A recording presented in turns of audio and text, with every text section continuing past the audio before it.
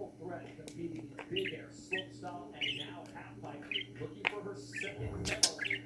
This was a good run. This is definitely in conversation for either second or third. Yeah, I mean, I don't think this challenge is Eileen good for the top spot, but Cassie Sharp and her Canadian teammate Rachel Carter are definitely in the sights in this run.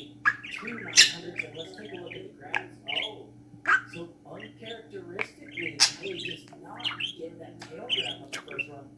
I've been saying it all night. She's so solid on the grab. She normally gets the grab and holds it for the entirety of the rotation so well. I mean, really technical, difficult, but that grab up top, oh, that